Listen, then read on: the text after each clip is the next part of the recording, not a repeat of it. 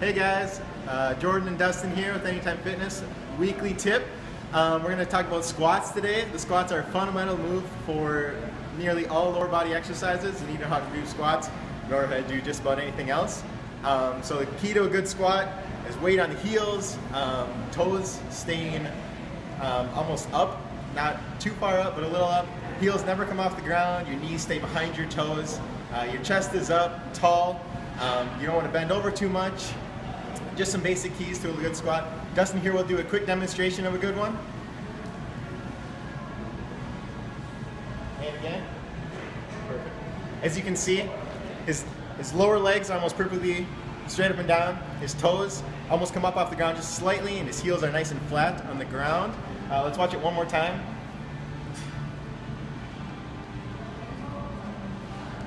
There you go, it's almost a perfect squat. As you can see, he has the ball underneath his butt, and that's just for good depth. You don't want to stay up too high.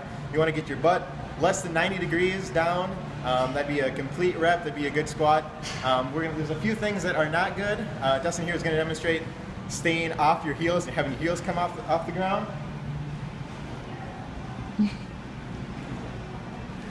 As you can see, that's extremely awkward and very painful on the knees. It puts a ton of pressure on the knee joints and can be very dangerous and can cause injury. Another way to not do a squat is to bend too far forward with your upper body. Dustin, you will show that. Although it may not seem harmless, if you were to put 200 pounds on your upper back like this and bend forward, that would tip you right over. It could cause a neck injury, upper back injury, shoulder injury perhaps. So you don't want to do that. You want to stay tall, chest up, and hopefully go down just about nearly straight. I think that's pretty much it for the squat. Dustin's going to demonstrate just a couple more reps for you so you can get a good feel of what it looks like. Alright, there you go. That's a demonstration of a perfect squat. One more thing to keep in mind when you're doing your squats, and one thing not to do, is to bring your knees in towards the center.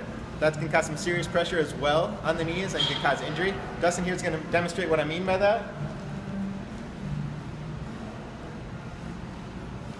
As you can see, it looks good, but his knees nearly touch, and the outsides of his feet actually come off the ground, so that's horribly bad on the ankles and the knees. So that's pretty much sums it up what not to do.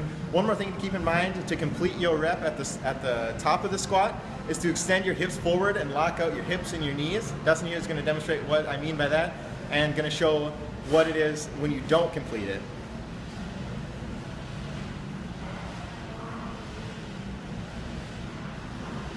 So that one was perfect, comes all the way up, stands tall at the top. Now he's going to show what I mean by not a complete rep.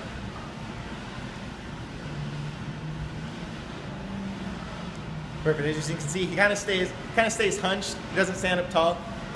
We're doing a burpee not a burpee challenge. We're doing a squat challenge next month. So in order for all those reps to count, you need to complete the rep at the top. You can't be cheating and doing them short. If you want to participate in that challenge, stop by the office. We'll have sheets just like this month for the burpee challenge.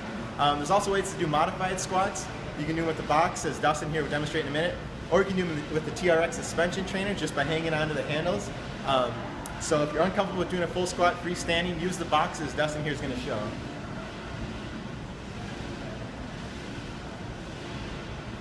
The little box is a perfect height to do this with because you still get almost 90 degrees, but if you have any knee injury or are uncomfortable just standing there and don't feel like you can get back up, use the box for safety and keep that in mind. We want everyone to participate in the challenge, so do anything you can to do that. Alright, thanks for watching this week's Tip of the Week.